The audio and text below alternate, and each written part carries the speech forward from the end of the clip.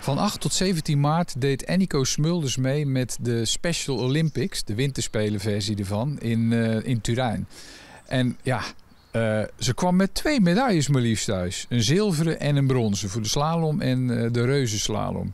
Nou, wij zijn natuurlijk benieuwd hoe het haar vergaan is. En wat heel erg leuk is, ze krijgt zo meteen een pluimpagger uitgereikt door de gemeente Hulst, door de wethouder Jean-Paul Hageman. Wethouder Hageman, u bent op weg naar Enico Smulders, onze Olympische sporter. Wat gaat u eigenlijk doen? Nou, zij heeft meegedaan in Turijn aan de Special Olympics. En zij heeft daar 2 medailles behaald. Een zilveren en een bronzen op de slalom en de superslalom. En dat is heel bijzonder. Ik ga haar verrassen met een pluimpagger. Want dat verdient echt wel een pluim. We zijn heel trots op haar. En wat is een pluimpagger?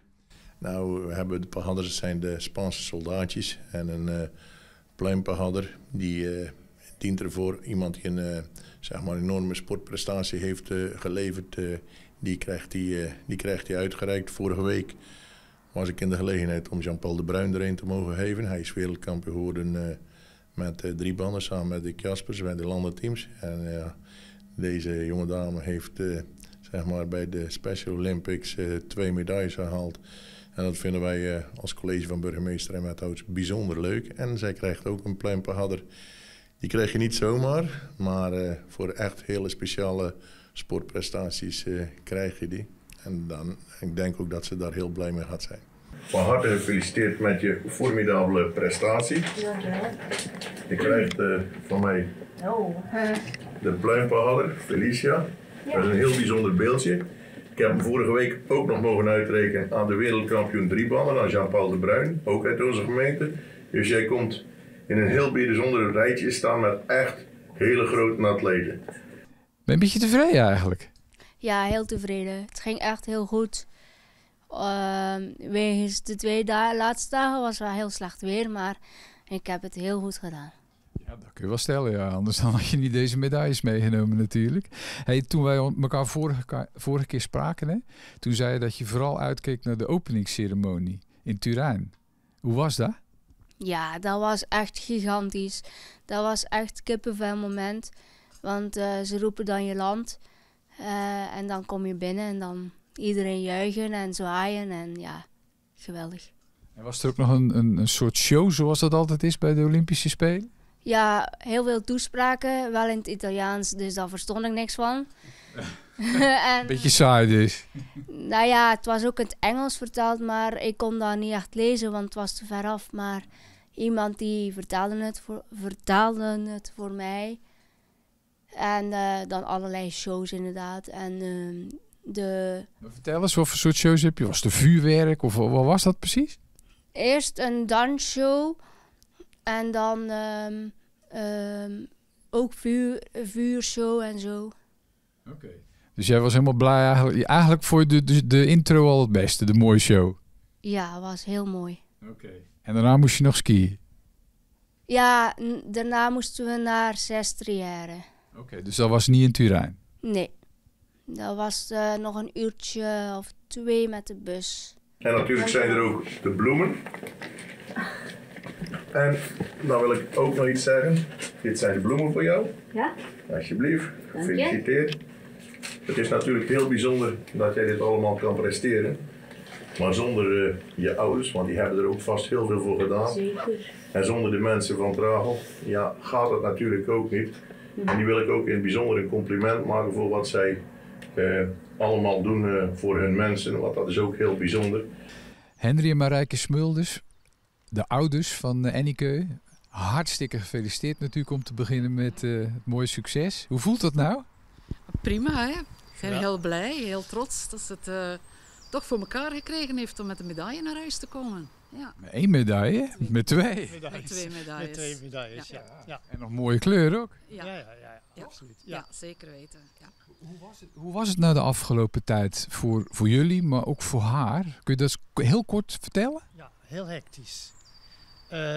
Zeker in Italië was het heel hectisch, omdat je hebt natuurlijk het sporten, maar hoe dat het daar geregeld was, dat veranderde met de minuut. Dus je kreeg door van zo laat wordt de run gedaan en dan 2 minuten later kwam er weer een mededeling overheen dat het toch weer later was en dan weer eerder.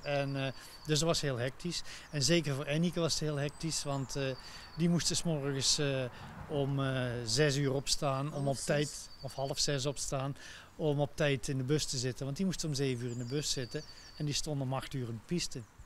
Marijke, hoe vingen jullie haar dan op? Hoe zorgde je dat ze een beetje relaxed bleef? Nou goed, wij hadden er heel weinig over te zeggen eigenlijk. Want Team NL zat dus echt in een bubbel, samen in een hotel. En wij kregen haar alleen te zien na de runs eigenlijk. Op het moment dat ze naar beneden kwam, over de finish, dan hadden wij de mogelijkheid om heel even bij haar te zijn. En, Kon je er dan een beetje geruststellen of een beetje opvangen? Jawel, en ze had hele goede coaches. En die vertrouwden ze voor 100% en die konden haar ook altijd wel troosten en duidelijkheid geven, zoveel mogelijk. Dus dat is eigenlijk wel heel erg goed gegaan. Hey, en hoe ging het met al je collega's, zeg maar? Want ja, dat was ook best wel spannend natuurlijk. Ja, goed. Die vonden het ook allemaal spannend. En ik ook. Superleuk. Hey, ben je ook al bij de koning geweest en de koningin?